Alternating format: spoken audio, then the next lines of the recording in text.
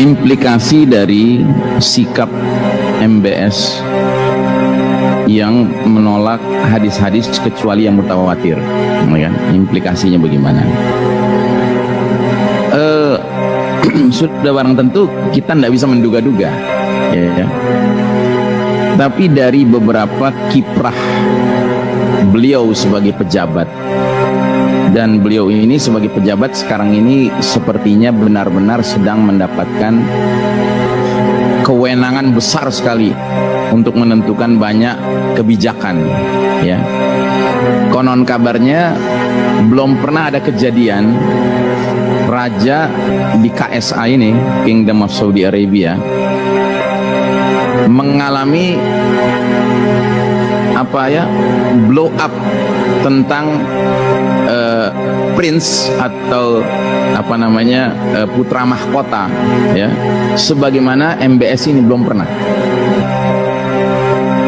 Saya tidak tahu kebenarannya, tapi berita yang saya dengar di kantor-kantor resmi di KSA sekarang ini, itu gambar tuh dua, Pak, ya.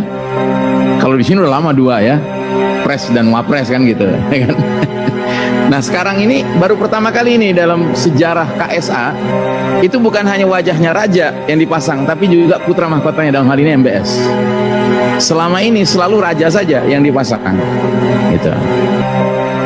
Jadi kalau bicara implikasi, ya kita nggak bisa memastikan apa implikasinya. Tapi dari apa-apa yang kebijakan yang sudah dia ambil belakangan ini, termasuk misalnya membolehkan konser musik, membolehkan muda-mudinya joget-joget, ya kan, mengikuti hingar-bingar musik sambil mendatangkan penyanyi dari barat, ya kan, rapper dari barat, ya kan, termasuk membuka pantai di mana kaum wanitanya, wanita Arab Saudi itu boleh pakai bikini, ya kan.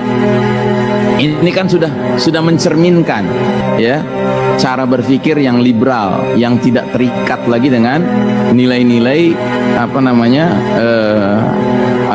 syar'i, begitu. Nah, pertanyaan berikutnya tadi seingat saya dikaitkan dengan bagaimana dengan peranan para ulama, begitu. Ya, kira-kira begitu, ya. Ya, justru ini masalahnya. Jadi di KSA hari ini ulama-ulama yang lurus, yang lempeng, itu sebagian besar adanya di madrasah Nabi Yusuf alaihissalam, di pesantren Nabi Yusuf. Ya, tahu ya pesantren Nabi Yusuf, ya.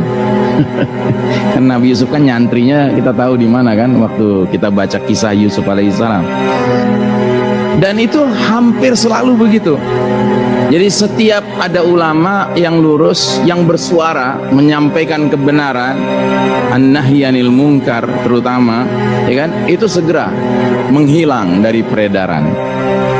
Sehingga makin hari yang tersisa itu ulama-ulama yang memang tidak melakukan nahi mungkar. Malah sebaliknya, kalau saya sebut nama ulama ini pasti Anda kenal.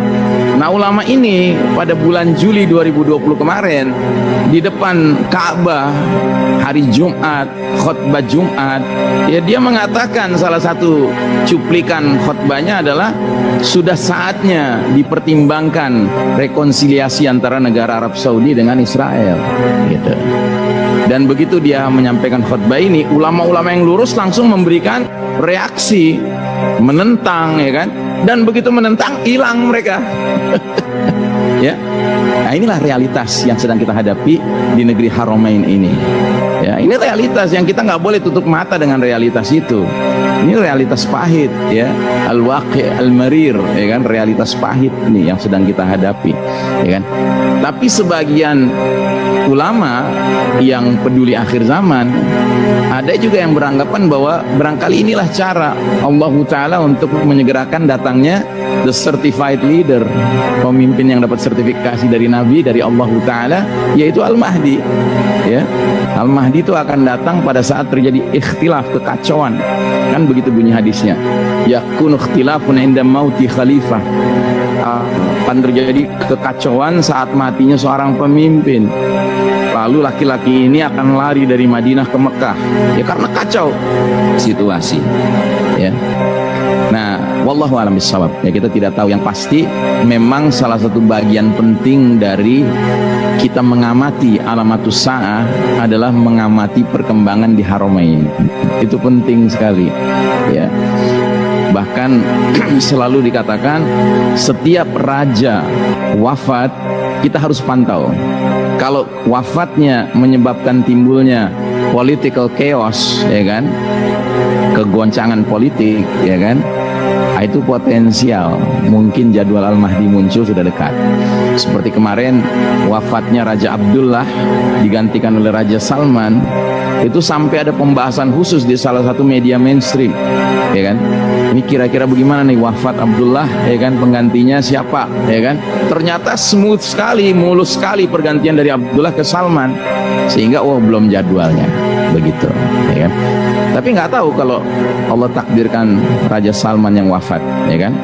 Karena di bawah ini sudah banyak spekulasi tentang pertarungan kepentingan politik di kalangan putra mahkota, bahkan mantan putra mahkota, begitu. Dan sebenarnya secara aturan main, kalau masih ada generasi anak-anaknya Ibnu Saud hidup, maka tidak boleh jadi raja generasi yang ketiganya, generasi berikutnya, cucunya tidak boleh. Nah, sementara sekarang ini masih hidup 2 orang saudara dari Salman. Jadi kalau misalnya Salman wafat, terus MBS yang naik, hampir bisa dipastikan, ya, dugaan kuatnya, analisanya akan terjadi turmoil, akan terjadi ikhtilaf, ya kan. Wallahu a'lam bishawab.